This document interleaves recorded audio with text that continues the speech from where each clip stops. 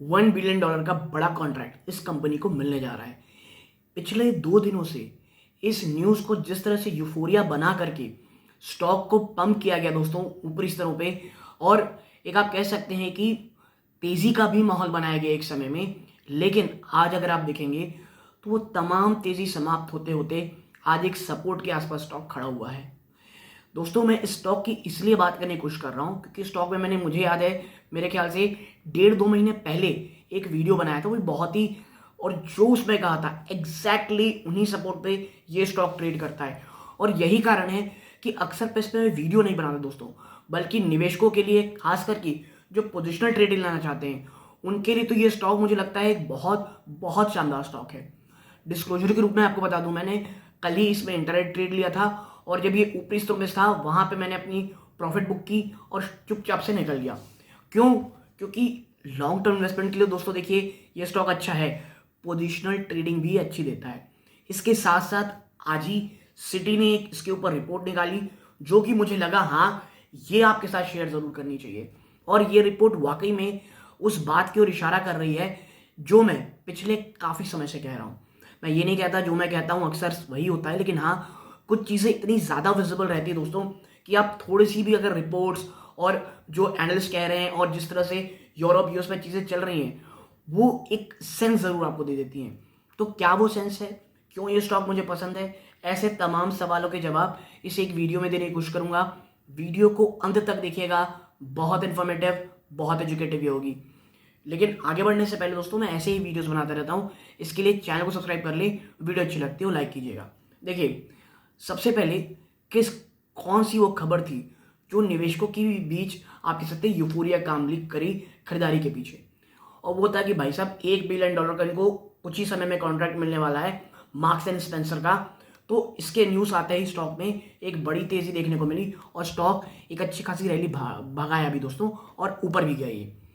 लेकिन अक्सर आजकल ऐसे ही हो रहा है, कोई न्यूज़ आउटलेट कुछ खबरें निकालता है, स्टॉक ऊपर अगर भाग जाता है, कुछ समय बाद कभी कभी पता चलता है कि भाई वो खबर ऐसी ही थी नहीं, जो मैनेजमेंट रहती है उस बात का खंडन करती है, कहीं से कुछ भी आपके साथ कदम नहीं उठाया जाता है।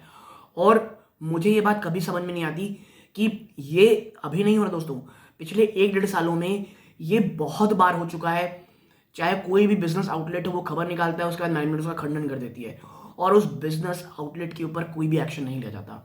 मैं ये नहीं कह रहा मार्क्स एंड स्पेंसर इन्हें कॉन्ट्रैक्ट नहीं देंगे, बिल्कुल देंगे, लेकिन कॉन्ट्रैक्ट के पहले बिना उसकी कमेंट्री लिए आप कैसे बता सकते हो यार? आप ऐसा कर लोगे, कल को नहीं हुआ, स्टॉक में बड़ी गिरावट हुई, रिटेल निवेशक तो ऊपर फंस जाएगा ना।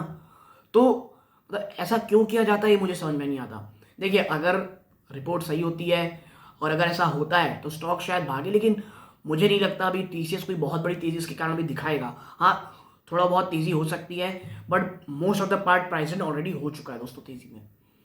अब बात करता हूं आखिर टीसीएस में इतनी ज्यादा वीडियोस क्यों नहीं बनानी चाहिए। देखिए सिंपल लॉजिक है, 3330 जहां पर आज ये स्टॉक सपोर्ट लेने की कोशिश कर रहा है, पहला सपोर्ट स्टॉक का अभी यही है नियर टर्म, और जो कि मुझे लगता है एक अच्छा खासा सपोर्ट है।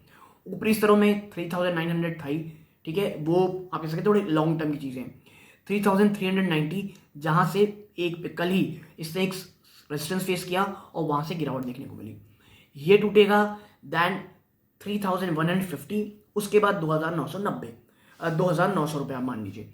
ये 3 ऐसा सपोर्ट है ना दोस्तों जो टीसीएस जब भी जाता है वहां से एक बाउंस करता है, अगर वो नहीं होता तो नेक्स्ट सपोर्ट में तो जरूर कह सकते हैं तेजी दिखाता है। और पिछली बार जब स्टॉक 2900 के आसपास गया था, मैंने एक ट्रेड उठाई थी, मैंने उसमें खरीदारी की थी टीसीएस में, और लगभग मेरे ख्याल 3300-3400 के आसपास मैंने वापस उसे सेल कर दिया था दोस्तों।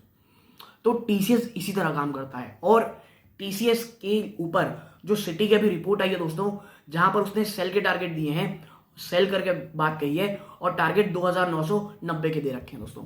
और ये जो 2990 के टारगेट दिए हैं उसके पीछे का रीजन बहुत शानदार और मुझे लगता है बहुत ज़्यादा लॉजिकल है। उनका ये मानना है कि भाई जो यूरोप की कंपनीज है ना, अब वो कॉन्ट्रैक्ट पूरा करने में कह सकते हैं आप डिले कर रही हैं। किसी भी कॉन्ट्रैक्ट को मना नहीं कर रही दोस्तों, लेकिन अब धीरे धीरे काफ़ी हद तक उसे डिले कराया जा रहा है। यूएस के लिए आने वाला कुछ समय बहुत ज़्यादा वॉलेटाइल रहेगा। एक आप कह सकते हैं एक जो एक आने वाले 6 आप कह सकते हैं मेरे ख्याल से 2 क्वार्टर ये बहुत ज़्यादा इंपॉर्टेंट होने वाले हैं। और कोई भी कन्फर्मली ये नहीं कह सकता कि इकोनॉमी यहाँ से कहाँ जाएगी, क्योंकि जो इकोनॉमिक डेटा दिखा रहे हैं वो तो बहुत मजबूत दिखा रहे हैं, लेकिन लगातार जो यूएस फेड है वो कह लीजिए बढ़ा रही है अपनी इंटरेस्ट रेट। और जेपी मॉर्गन की रिपोर्ट जो मैंने आपसे परसों में कल ही शेयर की थी, उसमें ये बताया गया है कि भाई सेकेंड हाफ के बाद एक बहुत बड़ा सेल ऑफ अमेरिकी बाजार में आएगा। कईयों का ये मानना है कि शायद एक दिन में 5%, और ओवरऑल इस रेसेशन को कह लीजिए प्राइसिंग करने के लिए बाजार 25% तक टूटे। बट ये रिपोर्ट्स हैं, पैनिक मोड में नहीं आना है। टीसीएस को इन सब लेवल्स में देखें, लमसम से बचें, आराम से एक्यूमुलेट करें। टीसीएस उन स्टॉक्स में से एक है, अगर इस तरह की गिरावट होती भी है, even I am telling you, अगर 200 2900 का लेवल टूटता है, स्टॉक 2750 2500 यहाँ तक भी आ जाता है, टीसीएस उन स्टॉक्स में से एक है जो सबसे तेज रिकवर करेगा दोस्तों। मुझे ये लगता है लार्ज कैप में इस कंपनी को एसआईपी मोड में हमें अक्सर धीरे धीरे एक्यूमुलेट करते ही रहना चाहिए। मुझे नहीं लगता ये कभी भी आपको कोई बहुत बड़ा लॉस दे सकता है। हाँ, जब ये 4-5 हज़ार चला जाए, वहाँ पे अगर बहुत, जैसे ये 4200 के आसपास गया था, लोगों ने एकदम लमसम बड़े बड़े निवेश कर रखे थे, और उसके पीछे लॉजिक ये था कि वापस से उस समय यूफोरिया बना दिया गया था कि भाई साहब तो टीसीएस भाग रहा है।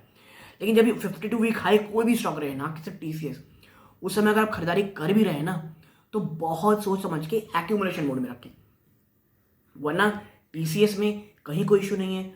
Long term is great.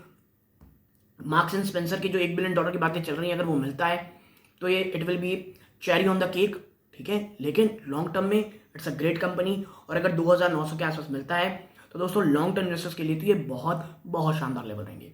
तो ये छोटी सी एनालिसिस आपको शेयर करनी थी, क्योंकि टीसीएस में वापस से लोग बहुत ज़्यादा, आप कह सकते हैं, पैनिक मोड में थे कि आखिर वो इतनी पॉजिटिव न्यूज़ के बाद भी स्टॉक क्यों नहीं चल रहा है। तो यदि आपको ये वीडियो अच्छी लगी हो, लाइक करके चैनल सब्सक्राइब कीजिए। यहाँ तक जुड़े रहे, इस बात का बहुत बहुत धन्यवाद। ये इस वीडियो का अंत है। जय हिंद दोस्तों।